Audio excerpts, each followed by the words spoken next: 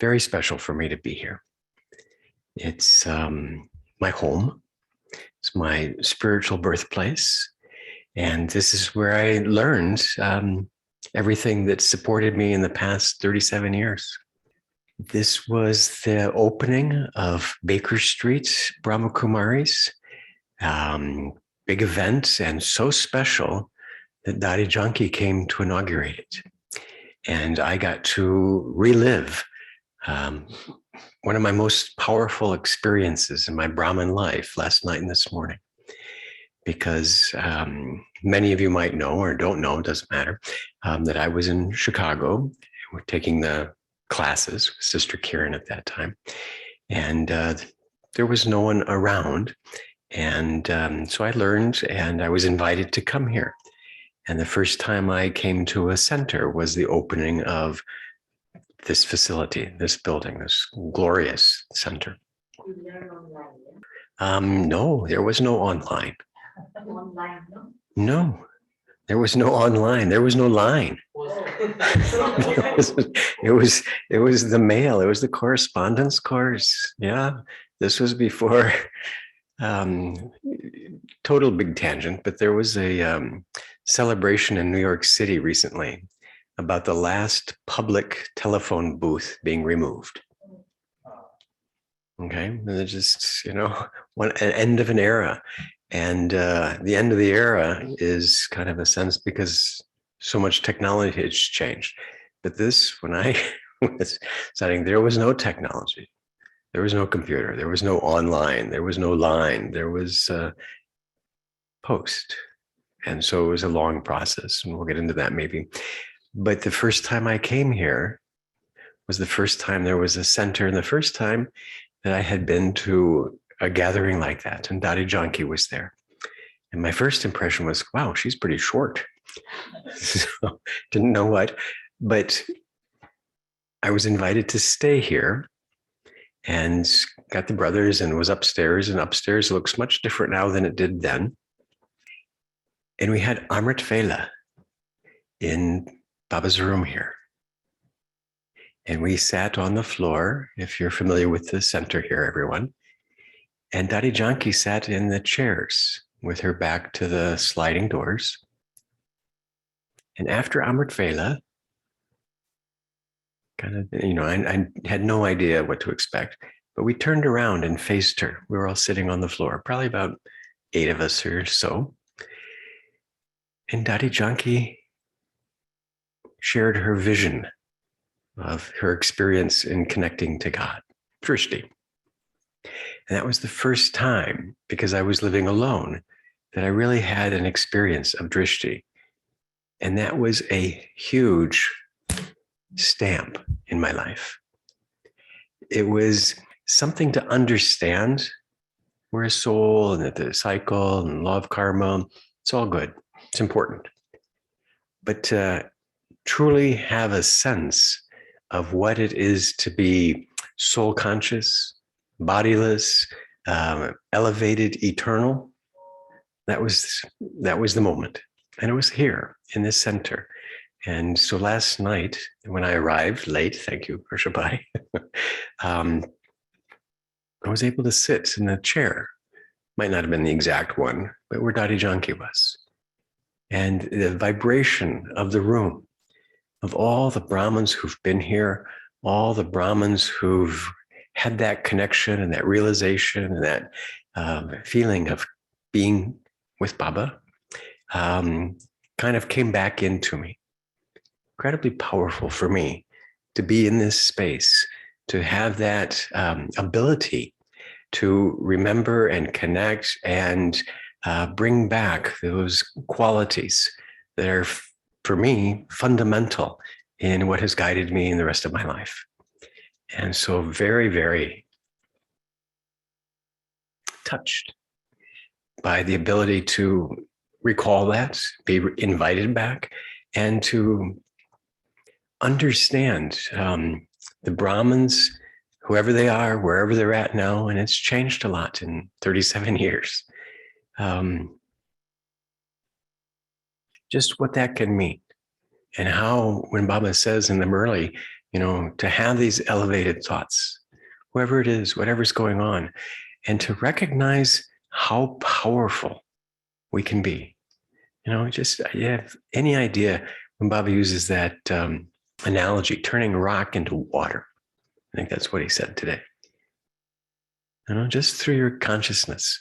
And so what Chandraben has created here, what Dadi Janki kind of provided here, what Gita Ben has done here, what all of you have done here, is along those lines of transforming the world through our consciousness, through our remembrance. And so I hope all of you are pure pride with that sense, that we are doing that in our own ways, in our own areas, and that we have this ability, that understanding who we are, what power Baba gives us, and how to use that. And put that in contrast with some of the mundane things that happen. Why did she do this? And why did he do this? And what's going on there? And how come the chairs are this way? And I mean, we really get caught up in stuff that has nothing to do with what's really going on. And so to be reminded for myself of what's really going on is the world is being transformed. There are amazing souls in our lives. And to look and see at ourselves and others with that mindset is what Baba wants us to do. So wonderful to be back here with everybody, and hoping that we will carry forward what Dadi Janki has created for me and what Chandraben has created for me. Because before I came here, if you want to know, I'm not sure how schedule is on a Saturday or such. Time? Okay.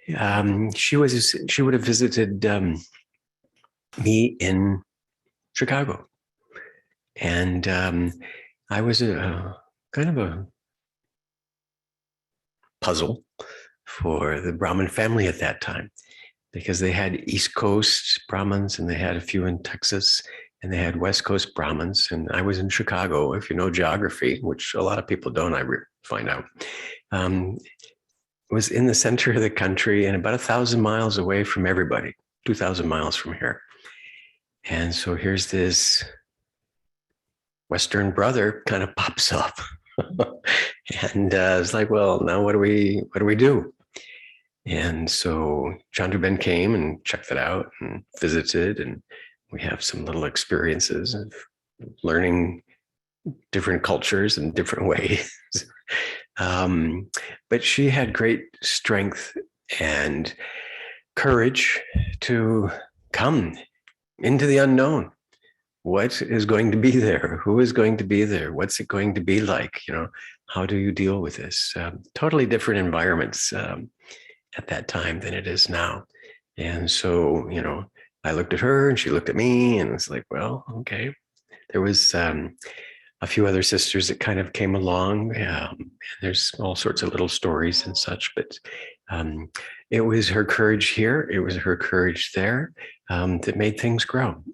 And truly appreciative of everybody's effort in finding this place, creating this place, having an atmosphere that nurtures and pretty much is fundamental in what happens in the West, in the Midwest, in the whole US and the whole world.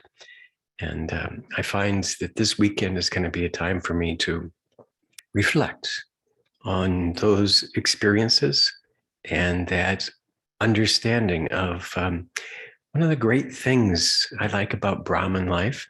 And I had this lesson with Ashok Bhai, if you know Brother Ashok, who's kind of right hand in Madhuban, not so active now, but he was a troubleshooter. He came to Chicago one time, and we had an experience where we had a contact, new BK, whose job was real estate, commercial real estate.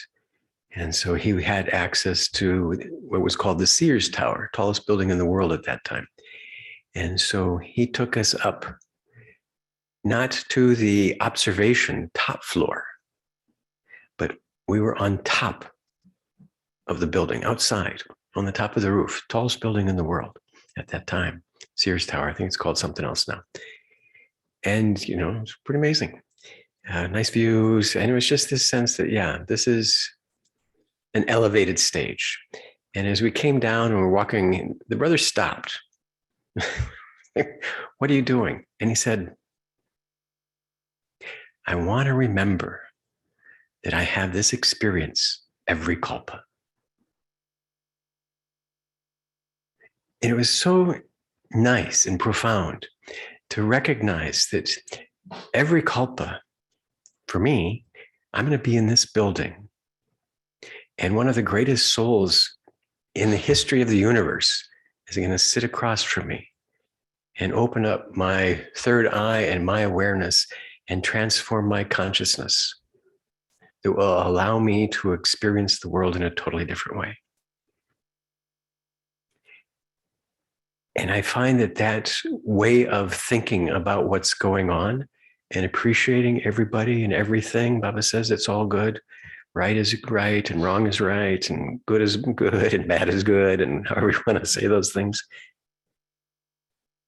that it is very special for us just to pause once in a while, for me anyway, and just appreciate everything that's come, everything that we've got, everything that's available. Because once in a while we can put our head above water and say, yeah, this is good, but then we get pulled down into the necessary things that pull our intellect. And so I'm hopeful that we all have a wonderful weekend. And I want to thank everybody for allowing me to come back home.